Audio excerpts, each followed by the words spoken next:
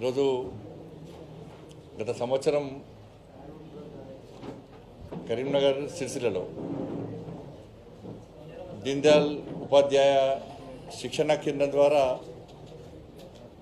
చాలామంది యువతి యువకులకు కూడా మనం శిక్షణ ఇవ్వడం జరిగింది. సిరిసిల్ల జిల్లాలో దాదాపు 300 మంది, కరీంనగర్లో దాదాపు 500 మంది వరకు కూడా మనం శిక్షణ ఇవ్వడం జరిగింది.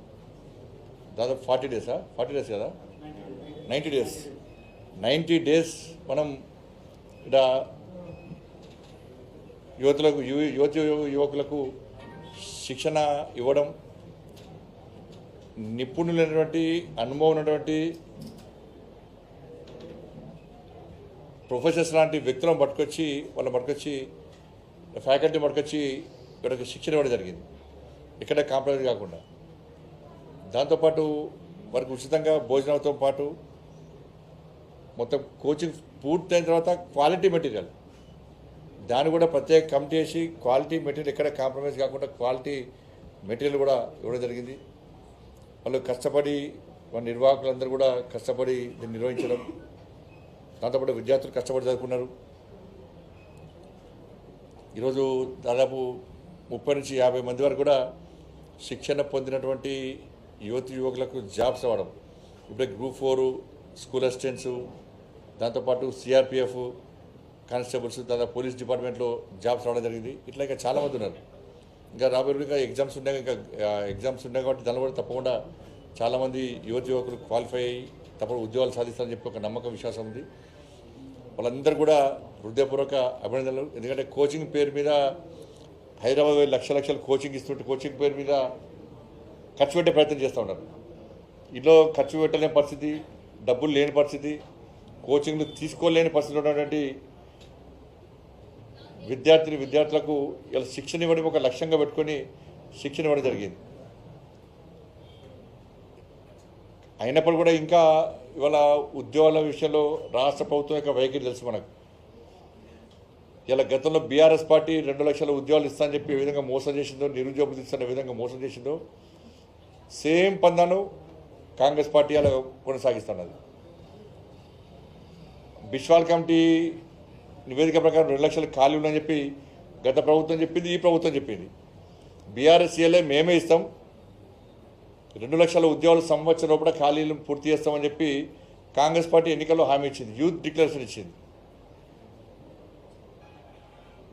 ఇవాళ 25,000 జాబ్స్కు నోటిఫికేషన్ ఇచ్చి 50,000 జాబ్స్ ఇస్తామంటున్నారు. ఆ 50 కూడా ఇవ్వలేదు. ఇచ్చింది 20,000 జాబ్స్కి నోటిఫికేషన్ ఇచ్చారు, 50,000 జాబ్స్ ఇస్తామంటున్నారు వాళ్ళని.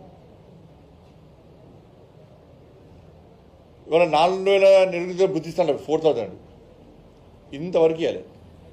ఇదే కాంగ్రెస్ పార్టీ గతంలో బీఆర్ఎస్ పార్టీ విమర్శించింది, నిరుద్యోగ గుర్తిస్తాను ఇవ్వాలి చెప్పని. ఒక్కొక్క విద్యార్థికి నిరుద్యోగ యువకునికి కాంగ్రెస్ పార్టీ 48,000 రూపాయలు బాకీ ఉన్నది. వాళ్ళు 48,000 రూపాయలు ఒక్కొక్క నిరుద్యోగ యువకునికి ఇవ్వాల్సిన బాధ్యత కాంగ్రెస్ పార్టీ మీద ఉంది. సంవత్సరం లోపల ఉద్యోగాలు ఇస్తానని చెప్పి ఇంతవరకు ఇవ్వకపోవడం కాకుండా ఇంకా ఆత్మహత్యలు తీసుకునే పరిస్థితి, కోచింగ్ సెంటర్ తిరిగే పరిస్థితి. కానీ బయట మాత్రం గప్పాలు కొట్టుకుంటే ఇలా కాంగ్రెస్ పార్టీ టైంపాస్ పాలిటిక్స్ చేస్తున్న విషయాన్ని ఇలా నిరుద్యోగ యువత గుర్తించుకోవాల్సిన అవసరం ఉంది. ఇలా నరేంద్ర మోడీ గారి ప్రభుత్వం రోజ్గార్ మేళా పెడుతుంది. ఇలా 10 లక్షల మంది యువకులకు కేంద్ర ప్రభుత్వం ఉద్యోగాలు ఇస్తానని చెప్పి ఇచ్చిన మాట ప్రకారం 2023 ఆగస్టు 22 రోజు రోజ్గార్ మేళా ఫస్ట్ స్టార్ట్ చేసినాం. ఇప్పటికే నేనే స్వయంగా 2-3 రోజ్గార్ మేళకు అటెండ్ అయినా. నేనే నిబద్ధతతోని, నిజాయితీతోని, ఎక్కడ ఎలాంటి అక్రమాలకు పాల్పడకుండా, ఎలాంటి పైరవీలు లేకుండా, దళారీ వ్యవస్థ లేకుండా సరైన పద్ధతిలో నోటిఫికేషన్ తీసుకుంటూ, సరైన పద్ధతిలో పేపర్ లీక్ కాకుండా పరీక్షలు నిర్వహిస్తూ ఇప్పటివరకు 14 రోజ్గార్ మేళలు నిర్వహించినాం.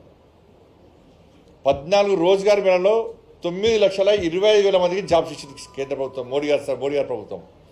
9,25,000 మందికి కేంద్ర ప్రభుత్వ ఉద్యోగాలు ఇవాళ 2 సంవత్సరాల లోపల ఇచ్చిన విషయాన్ని గుర్తుంచుకోవాల్సిన అవసరం ఉంది.